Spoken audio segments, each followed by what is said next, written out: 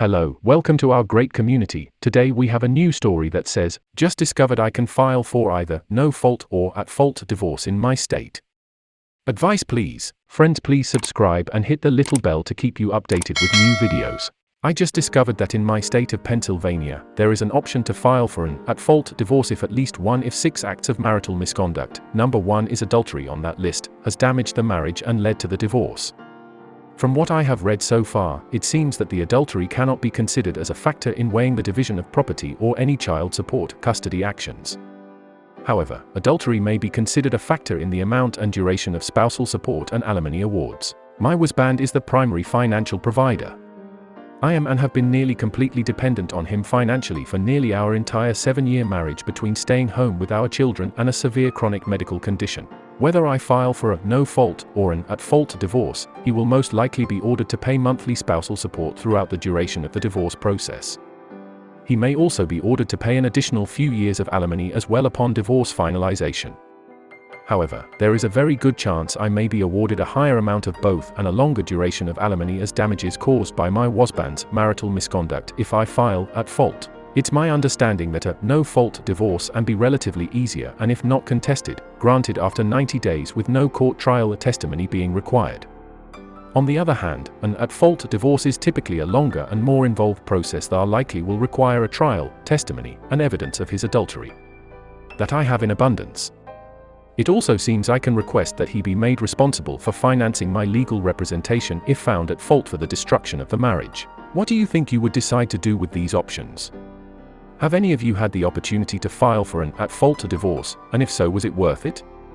I'd really appreciate any and all responses. Regardless, I hope my husband's handful of cheap dirty hotel room romps with some gutter pig he barely knew was worth the tens of thousands of dollars it's going to cost him between spousal support, child support, legal fees, lost assets, etc. Thanks so much. ****** edited to add. I definitely agree that I need an attorney. Unfortunately, I have no financial resources to retain one. My husband is financially abusive and I have absolutely no access to our marital funds other than to ask him nicely. Comments. 1. If you have solid proof of infidelity, the at-fault option would be more financially advantageous. He may object, but there is a good chance of a negotiated settlement. OP, my husband has been involved in a physical affair for the past 6 months. Apparently, he broke up with his romantic partner about 3 weeks ago for whatever reason, and she ended up contacting me a few days later to inform me of the affair.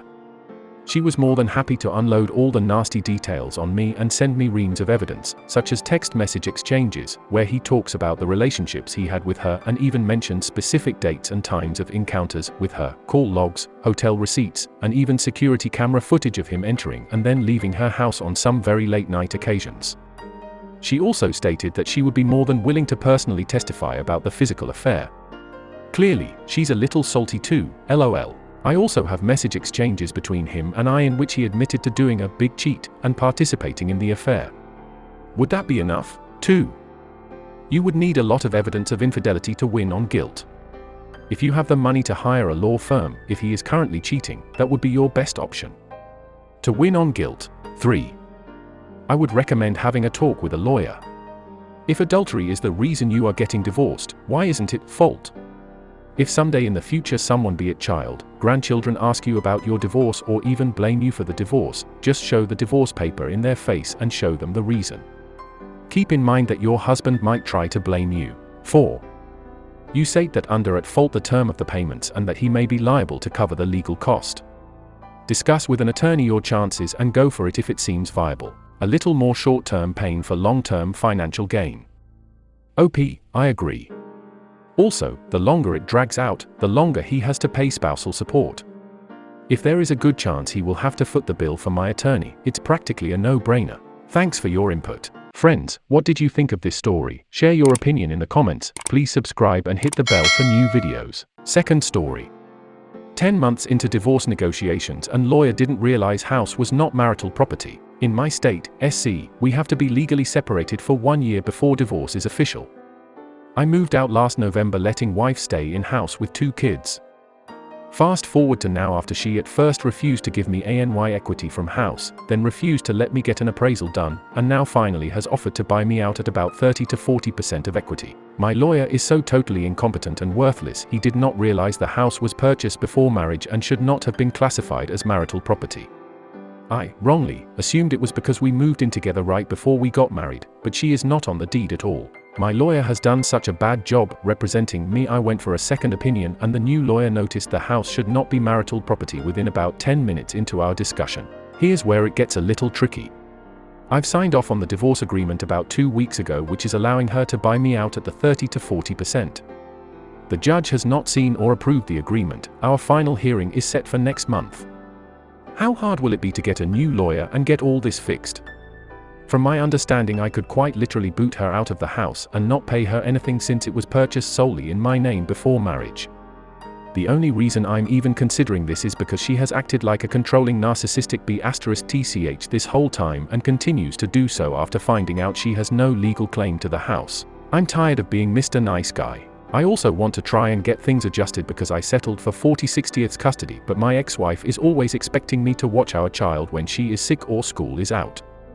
Everything about the situation is completely one-sided and I'm tired of it. Comments. 1. I'm sure your new lawyer can advise, but I believe you would have to split appreciation on it from the day you were married.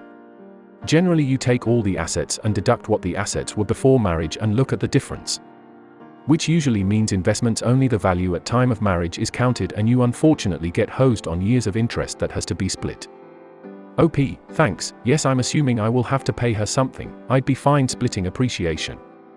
Hell, I even offered giving her the house free and clear at the very beginning, but she said that wasn't enough and demanded I pay her $500 per month too. I just want to turn the tables and finally take control of this train wreck. I've spent $25,000 on rent waiting to resolve this when it should have and could have been sorted out months ago if I was dealing with a rational woman, which is apparently becoming hard to find these days. 2.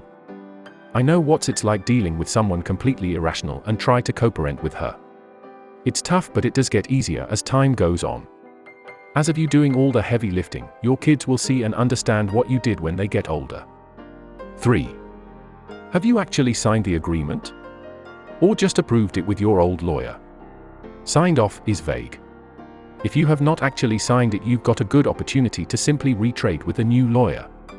You will be fighting for a while longer because she will be very upset that you walked away from a deal, but those are the breaks. My ex walked away from and retraded multiple settlements before we finally got a deal. She even tried retrading it after we had shown signatures because the lawyers had only exchanged signature pages, not the entire settlement agreement. 4. I'm possibly staring at a contrarian view on this, having been through the financial ringer with lawyers. But let's clarify. That piece of info is relevant, for sure. How did you initially inform the lawyer of this fact, and when? OP, sure, I'm open to any contrarian opinions. I filled out the financial disclosure and it had sections for marital and non-marital. I incorrectly assumed the house was marital because we moved in while dating and then later got married.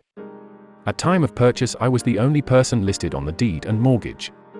Friends, what did you think of this story? Share your opinion in the comments. Please subscribe and hit the bell for new videos.